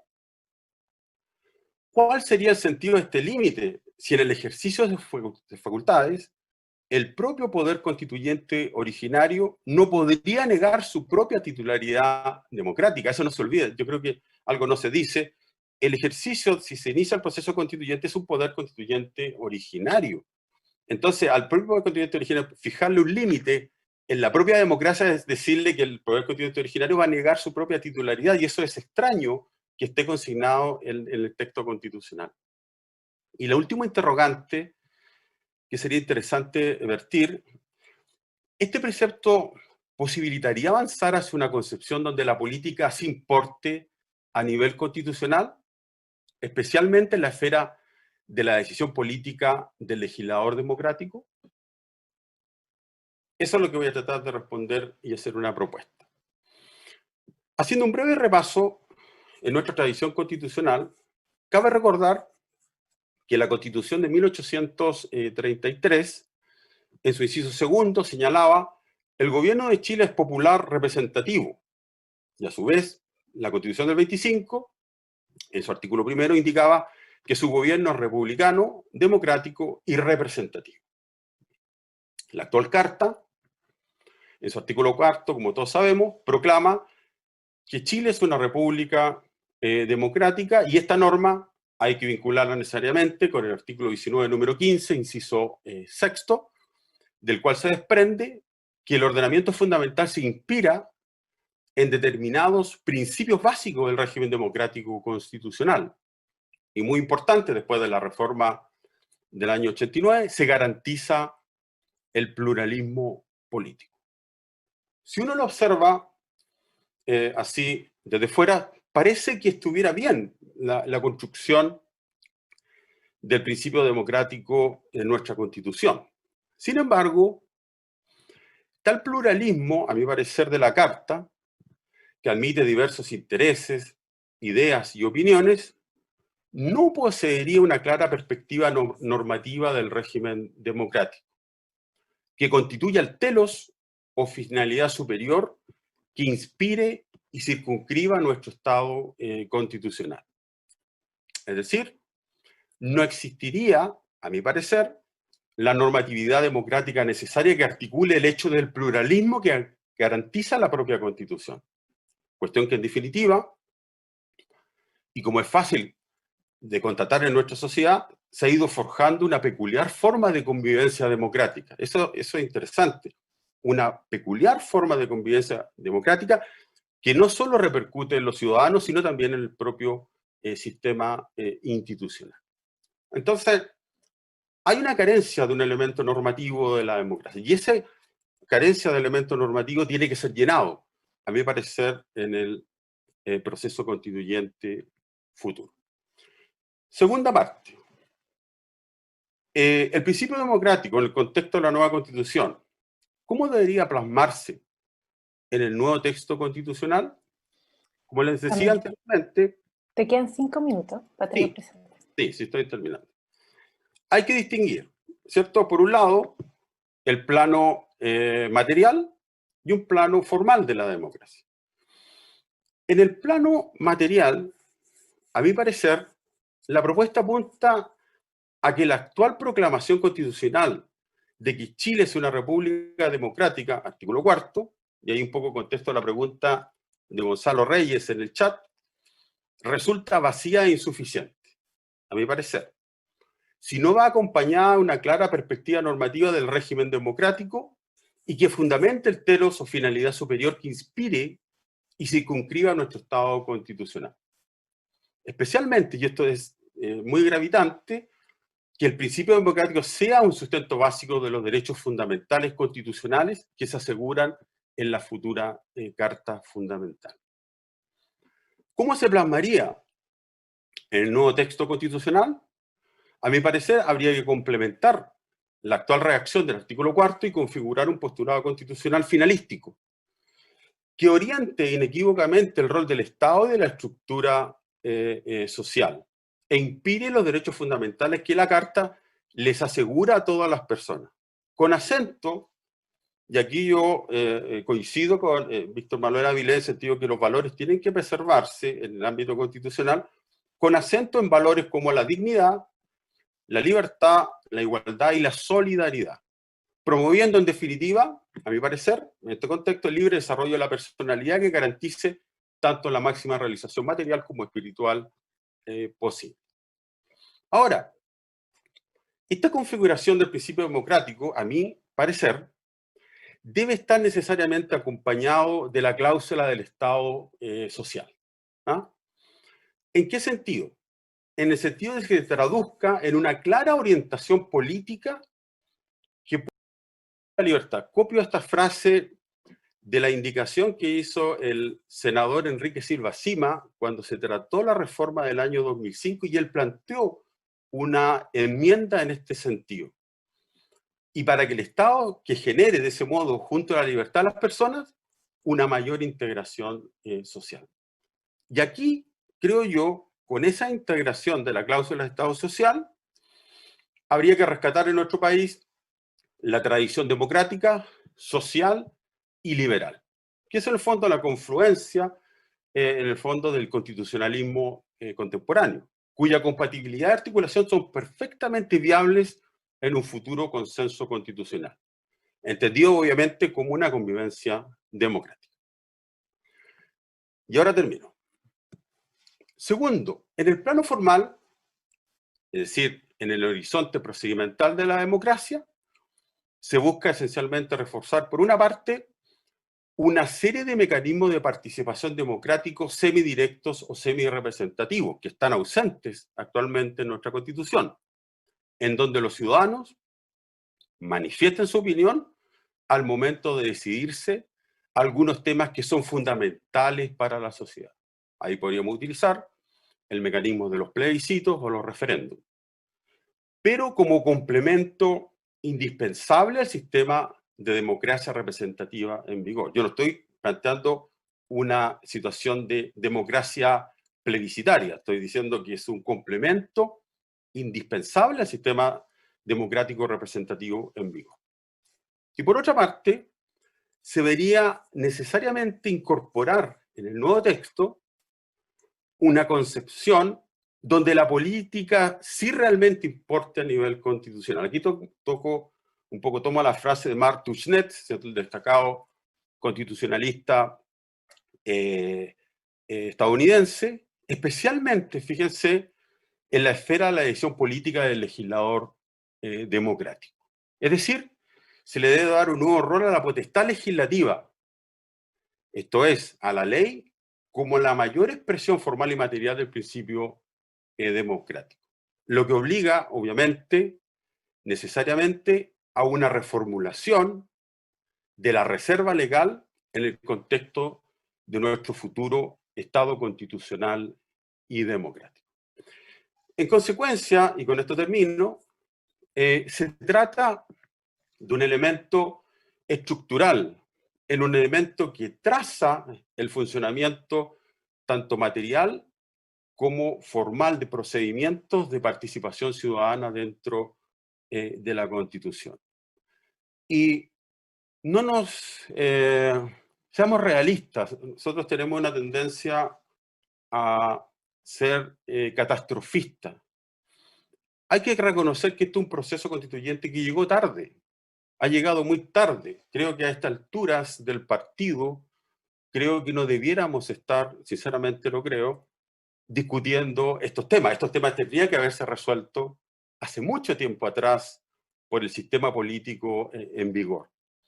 Y eso, más complejo todavía, porque estamos dentro de un contexto de cambio de paradigma de lo que se denomina este fenómeno de la posglobalización. Entonces, es bien incierto inmiscuirnos en un proceso constituyente frente a una situación en la cual hay mucha incertidumbre desde el punto de vista de cómo va a gobernarse el mundo, de la cual nosotros somos muy dependientes, a propósito de este fenómeno de la posglobalización. Entonces, reafirmo mi interés en este tema y creo que es un tema que es crucial y esencial en el proceso constituyente que, bueno, si gana la opción apruebo, se iniciará el próximo 25 de octubre. Muchas gracias. Muchas gracias, Camil. Muchas gracias a los 5 expositores. Muy interesantes todas sus exposiciones. Y las preguntas que tenemos son reflejos de las interesantes intervenciones que hicieron. Me gustaría, hay algunas que voy a agrupar, hay algunos temas que coinciden, entonces me voy a tomar una libertad editorial para reorganizar las preguntas y dirigírselas también a ustedes. Muchas preguntas a Estefanía sobre esta idea del principio de igualdad. Pablo Alarcón pregunta, bueno, ¿es necesario regularlo? Porque el artículo 19, número 2, establece, dice el principio de igualdad y no discriminación. Entonces, bajo tu presentación, ¿qué elementos nuevos deberían ser incorporados para que se satisfaga la presentación? Por otro lado, otros plantean que la promoción de independientes, de escaños reservados para pueblos originarios y también esta constitución paritaria serían antecedentes que dan cuenta de la promoción de la igualdad y cómo esto mismo podría quedar luego consagrado o recogido en una nueva constitución. Así que, Estefanía, dejo esas preguntas para ti. Voy a aprovecharme de mi rol de moderadora para hacer una pregunta común a Víctor Manuel, a Marcela y también a Fernando. Víctor Manuel y Marcela en particular, los dos analizaron en detalle el principio de subsidiariedad y decían, bueno, este principio de subsidiariedad tiene más apertura de lo que pareciera en el debate nacional. Es claramente objeto de discusión, ¿verdad? Y nosotros sabemos que una de las grandes discusiones constitucionales que hay es sobre principio de subsidiariedad versus, digo yo, principio de solidaridad. Pero ustedes decían, bueno, ese versus lo ponían en tela de juicio, ¿verdad? Víctor Manuel hablaba de que el principio de subsidiariedad permite que se desarrolle un rol más activo del Estado. No hablaba de solidaridad, pero decía se permite un rol más activo del Estado. Marcela sí decía derechamente que el principio de subsidiariedad incorpora también el principio de solidaridad. Y aquí viene la pregunta, porque la discusión sobre el principio de subsidiariedad y solidaridad se ha dado sobre la base de discusiones de políticas públicas bastante particulares, como lo es, por ejemplo, la posibilidad de tener porcentajes de cotización no obligatoria que vayan a un fondo común y no únicamente a un fondo individual para pagar las pensiones futuras, ¿verdad? O como lo es, por ejemplo, en el ámbito de la salud, tener la posibilidad de tener un fondo base nacional y en que las ISAPRES puedan participar como seguros complementarios, pero que exista un fondo nacional común para todos. Entonces, desde esta apertura que decían de ustedes, del principio de subsidiariedad y esta posibilidad de que incorpore incluso elementos de solidaridad, yo quería saber si esta apertura que ustedes plantean es suficiente para entender que estas iniciativas pueden ser constitucionales, o si ustedes consideran que el principio de subsidiariedad igual establece un límite a la posibilidad de tener una regulación sobre estas políticas públicas. Y Fernando, también me gustaría conocer ahí tu opinión sobre esa materia. Camel, finalmente, para ti, acá hay una pregunta, hiciste una al final de tu presentación, comentarios sobre la importancia de que si hablamos del principio democrático, tenemos que también modernizar la noción del mismo, ¿verdad? Y tú decías, bueno, este debe incluir participación. Y pareciera que hasta ahora el principio democrático se entiende solo como una promoción de eficiencia, no solo, pero principalmente, ¿verdad? Que funcionen las instituciones, pero acá tú planteas nuevos elementos como son la promoción de la participación y particularmente pensando en desarrollo de plebiscitos. Y aquí tengo una pregunta que está en el chat, que la hizo Leonel Sánchez, que dice que siguiendo al profesor Enrique Dussel, el concepto de democracia sería polisémico, y en tal sentido, la clave debería estar en institucionalizar un canal directo al poder constituyente originario, para hacer ese ejercicio por nuevas generaciones, o sea, pensando en un efecto intergeneracional. Quería saber tu opinión sobre esa materia, pensando en tu promoción de la participación. ¿Sería eso una respuesta o la promoción de la participación en tu lado iba por otro sentido? Voy a mantener el mismo orden original de las presentaciones, en especial para darle tiempo de recuperación a los últimos que hicieron sus presentaciones.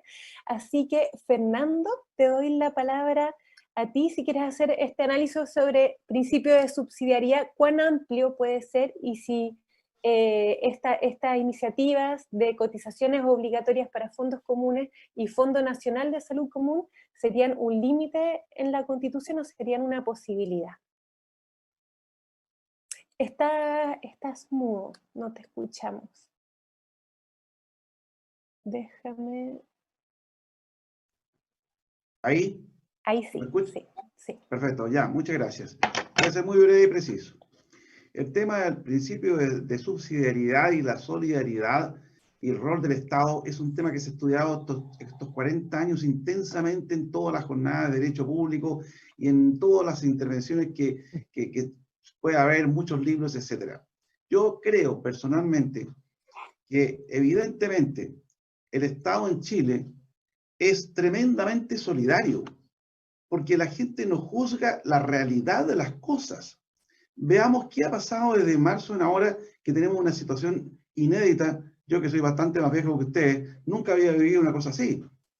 Tuvimos una pandemia, que es una epidemia de influenza en 60 y tantos años atrás, que no fue ni la 10ª o 20ª parte de esto. Y sin embargo el Estado ha podido responder inmensamente. Hay todavía muchas injusticias, muchas situaciones. Yo creo que en consecuencia lo que se ha dado todo este tiempo en subsidio, en regalos, en fin, toda la ayuda a la gente más pobre, a la gente más necesitada, es una acción de solidaridad. Fíjense ustedes que hay tantas injusticias todavía que quedan. Ayer salió una ley que permite que las asesoras de hogar, o sea, las empleadas de casas particulares, puedan acceder a los beneficios de la suspensión del empleo, etc. No existía. ¿Y por qué no existía? Porque tenía una regulación distinta. Y recién ahora, cuando ya llevamos 6 meses de esto, se hizo. Hay muchas injusticias, por supuesto que hay que solucionarlas. Con el tema de las pensiones, que es un tema más técnico, está claro, cuando se hizo todo el sistema, 40 y tantos años atrás, teníamos 10, 11 millones de habitantes. Se dijo antes por Víctor que aquí debería favorecerse el nacimiento de las personas como muchos países europeos. Tenemos un grave descalabro en eso porque ya la gente está envejeciendo mucho.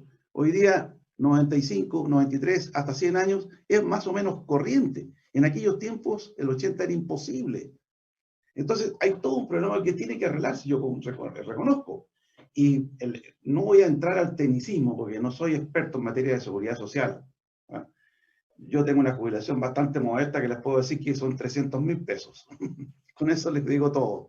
Después de muchos años de ser abogado, imponíamos antes en la Caja de Empleados Públicos por periodistas. Y eso se terminó cuando vino la nueva Constitución. Bueno, son cosas históricas. Pero el tema, yo creo que el Estado tiene una enorme capacidad para la solidaridad en Chile. Y al mismo tiempo se conjuga con el principio de subsidiariedad. Esa es mi impresión personal. Muchas gracias, Fernando. ¿Estefanía?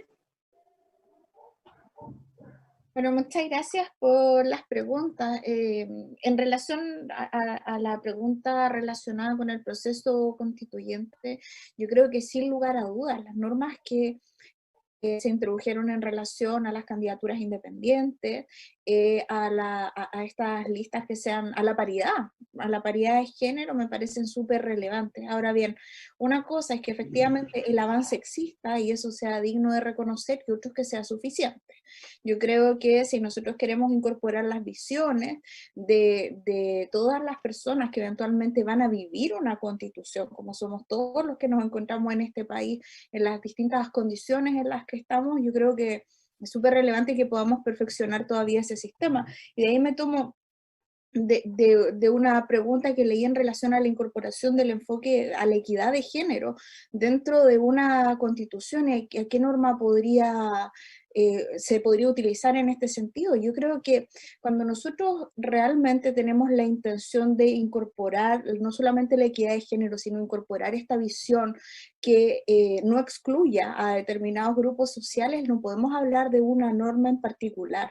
Tenemos que hablar de un modelo o de un sistema que permita la participación, y eso no solamente se refiere a una norma, por ejemplo, que prohíba la discriminación, que por el tema que yo investigo comprenderán me parece lo más relevante, pero también me parece a disposiciones incluso de naturaleza orgánica, que tenga que ver con la composición de los órganos que toman las decisiones en nuestro país, a sistemas electorales, a la composición de los órganos, a los derechos fundamentales, en algunos casos específicos para estos grupos. Yo creo que eso es súper relevante. Entonces, creo que es importante señalar eso. En relación a la reformulación del artículo 19, número 2, yo la verdad es que no coincido, porque el artículo 19, número 2, asegura a todas las de la Constitución, asegura a todas las personas la igualdad.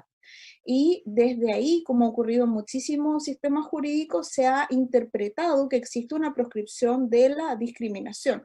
Ahora bien, como yo señalaba históricamente, en nuestro país se ha indicado que la no discriminación que derivaría de este 19 número 2, que como digo no tiene una prohibición de discriminación específica, sería simplemente una protección frente a diferencias de trato que son arbitrarias.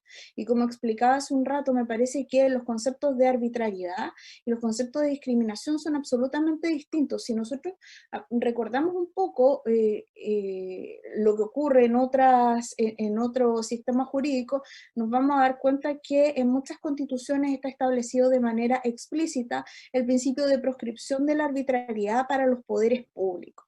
Entonces, cuando nosotros decimos simplemente que la discriminación consiste en un acto arbitrario, la verdad es lo que estamos haciendo es extendiendo ese estándar de comportamiento que está creado para la administración del Estado, la estamos extendiendo no solo a los poderes públicos, sino también a los privados por el efecto horizontal de los derechos fundamentales.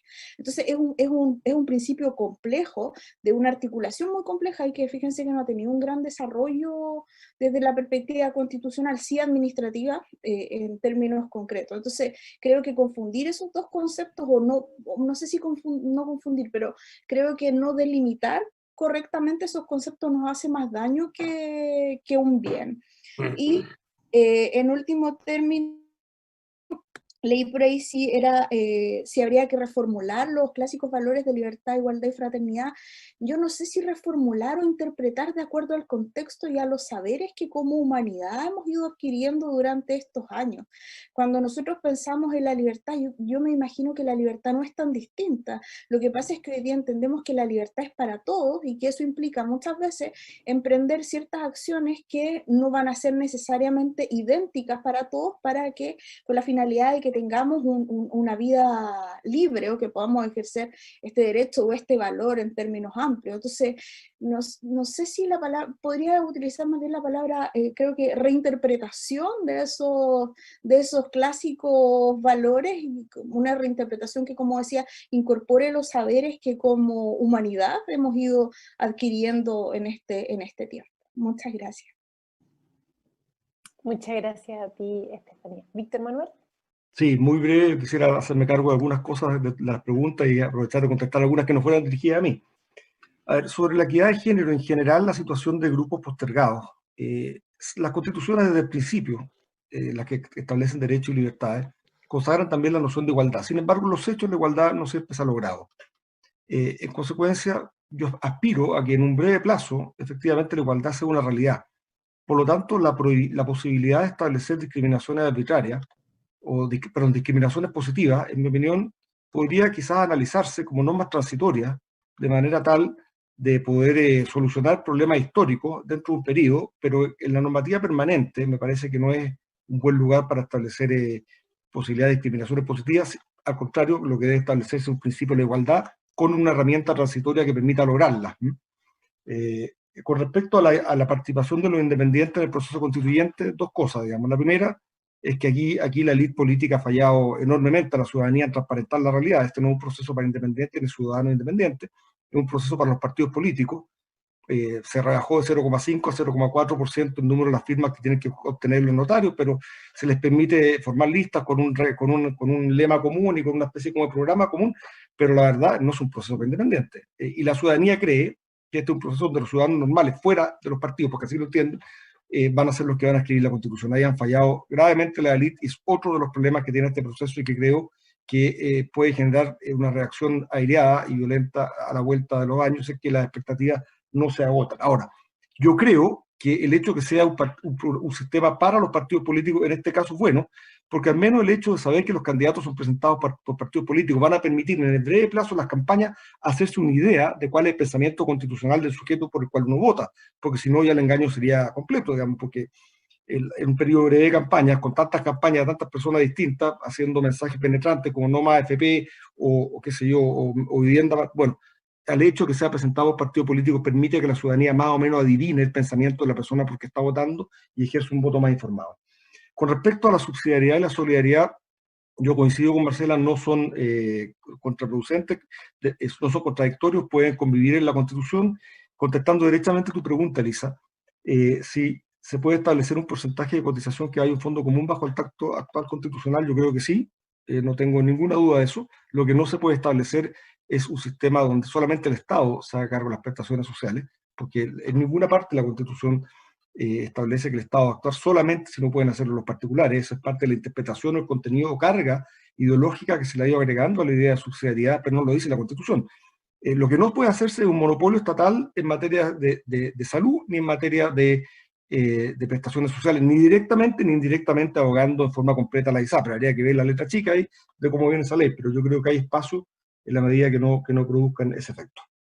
Muchas gracias, Elisa. Gracias a ti, Víctor Manuel. Marcela.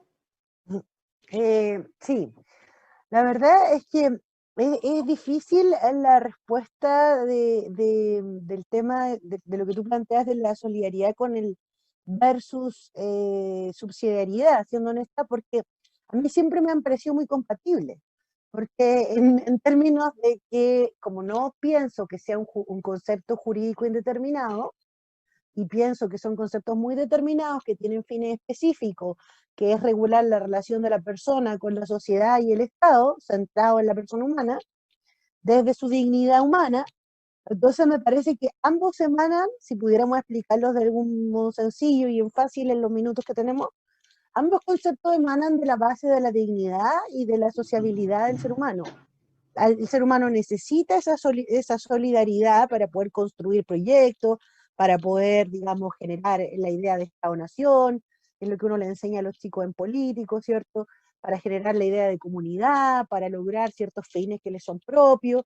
Y también la subsidiariedad es compatible con ese rol, porque tampoco es necesario que el Estado agobie o absorba todos los problemas si las personas pueden, este es el punto, si las personas pueden hacerlo por sí mismos. Si el problema es cuando no pueden, porque ahí tú caes en un injusto. Si todos estos principios me parece a mí que van destinados a la idea de justicia. ¿Qué es lo que busca la gente a través del derecho y a través de una constitución? Es muy política, pero también es muy jurídica.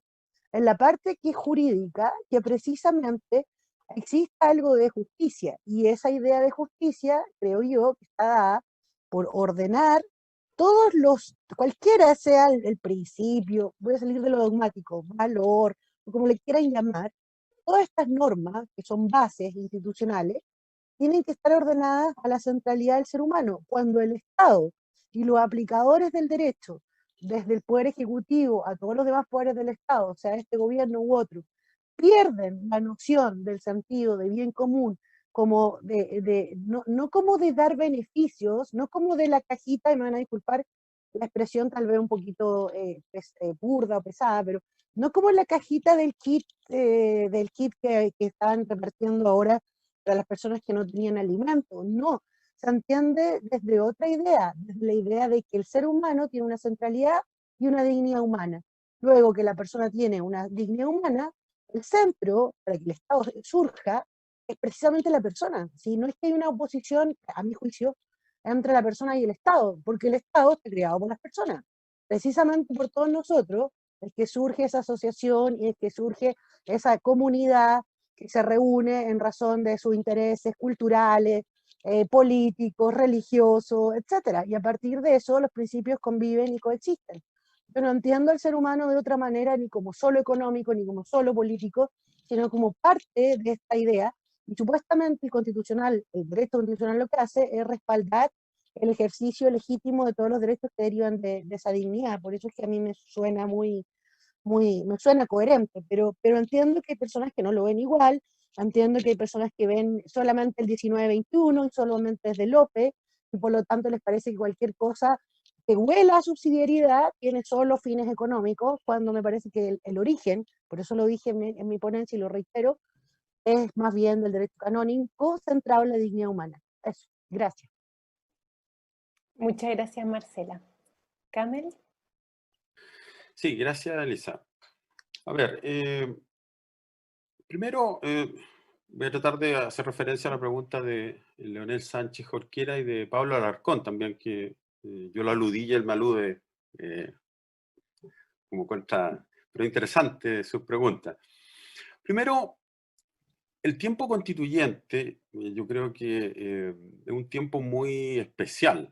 El tiempo constituyente es paradójico. Carlos de Cabo, el destacado constitucionalista español, dice que es paradójico porque, por una parte, nace en un proceso de mucha contingencia. Siempre hay problemas en la sociedad y se generan conflictos.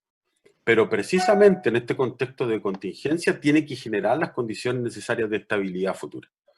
Esa es la esencia del... No nos asustemos que haya contingencia, no pasa nada.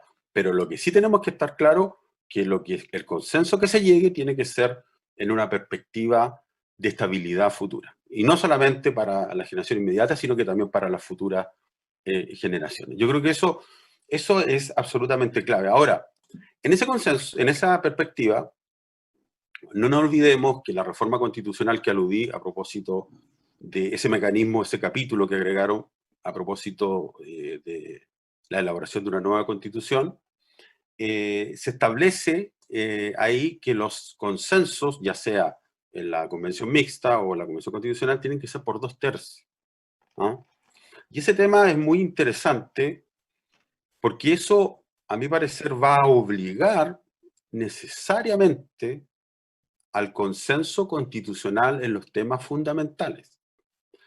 Por lo tanto, el espacio de lo político va a tener mucha relevancia en la toma de decisión posterior para esa estabilidad futura.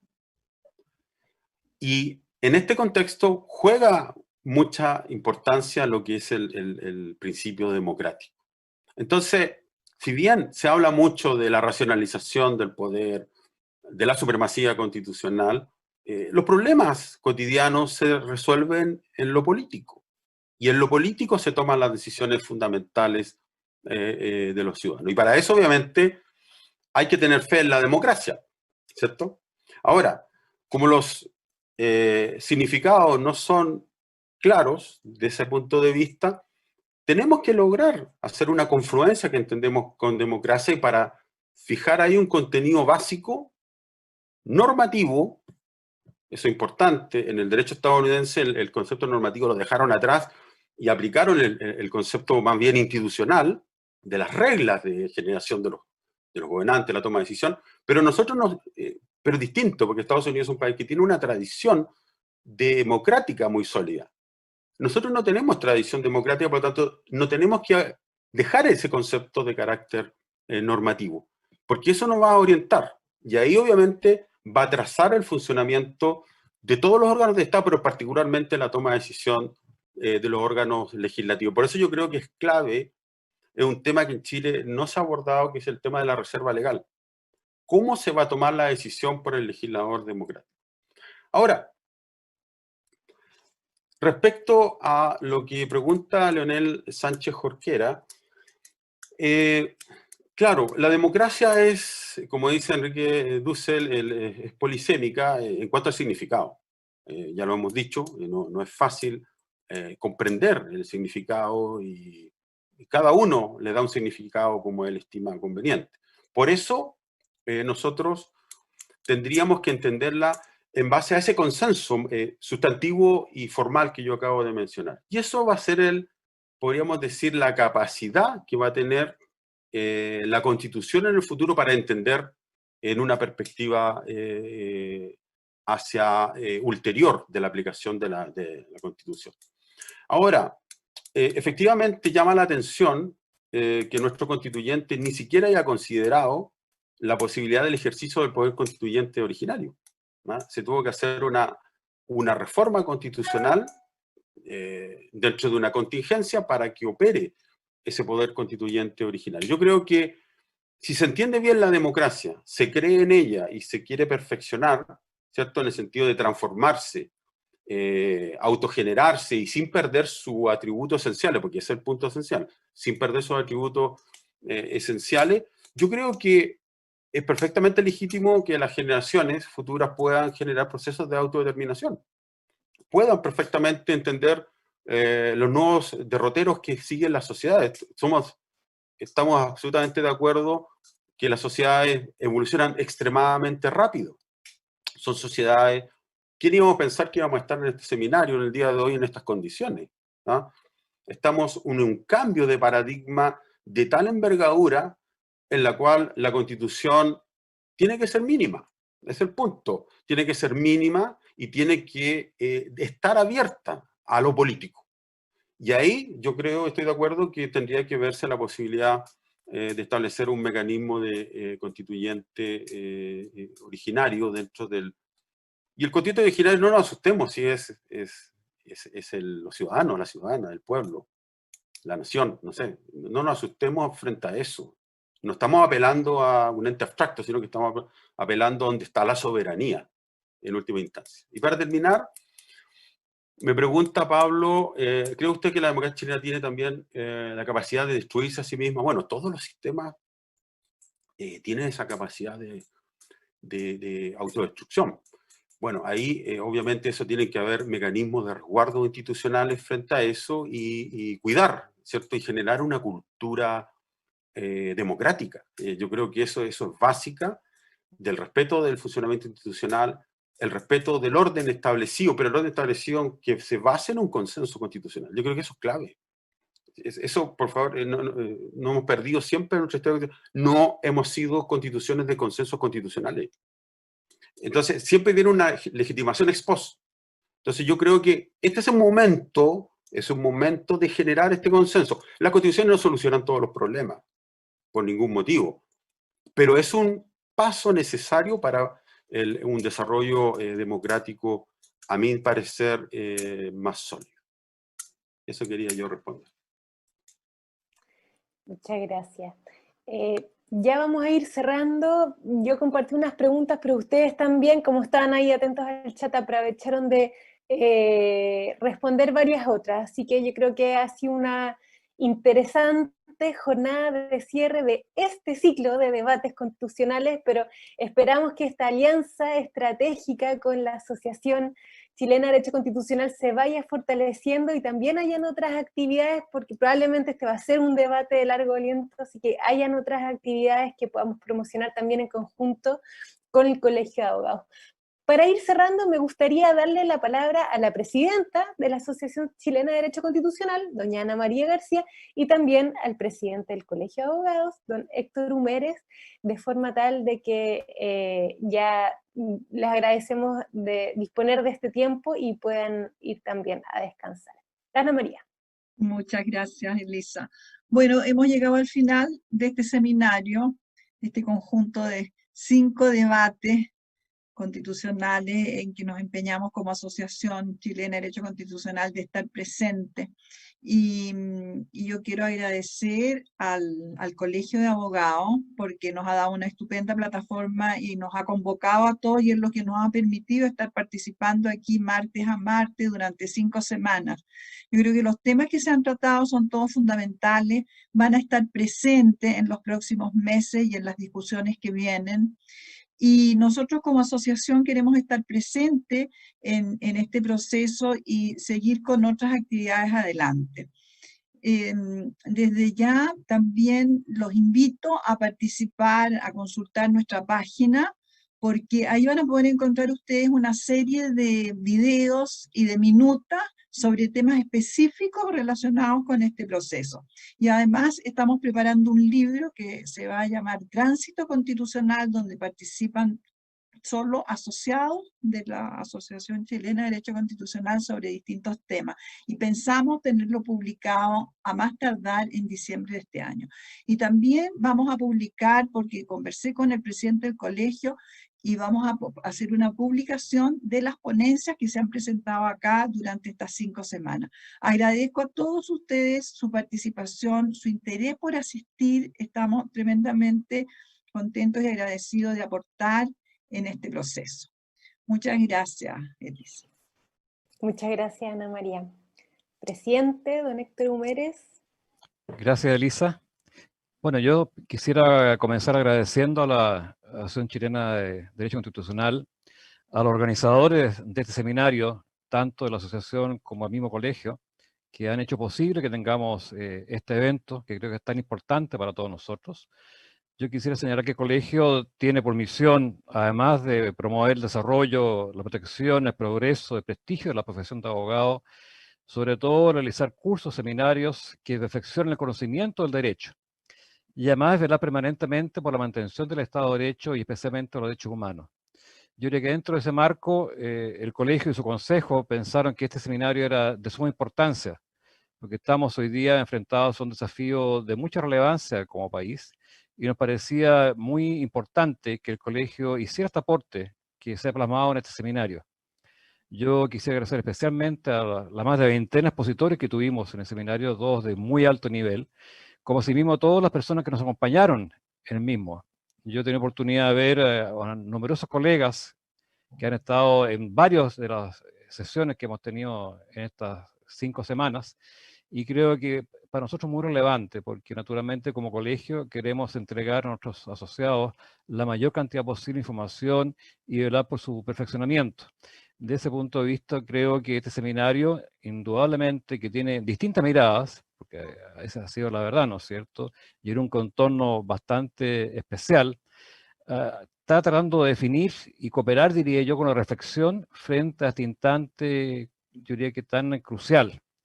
Es un momento histórico y tiene muchos desafíos que enfrentar. Creo que el colegio, desde este punto de vista, ha tratado de cumplir con esta misión y fundamentalmente a través de quienes han participado. Queremos como colegio proseguir esta senda, mantener este espíritu, que creo que es realmente lo que nos corresponde. Y solo me queda agradecer y reiterar mis felicitaciones a la Asociación Chilena por sus expositores que estuvieron en este evento, como también los miembros del colegio que también lo hicieron.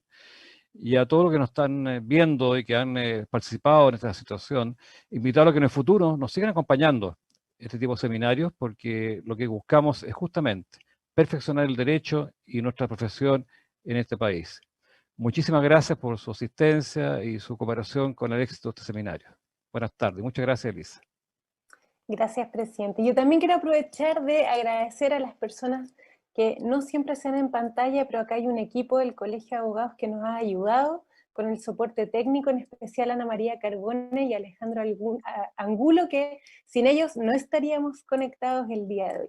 Así que, sin más, damos por cerrado este ciclo de debates constitucionales. Nuevamente, muchas gracias por su asistencia. Habrán nuevas ocasiones para seguir conversando, dialogando, porque es el espíritu que queremos promover también desde estas iniciativas del Colegio de Abogados y la Asociación Chilena de Derecho Constitucional. Que estén muy bien, buenas noches.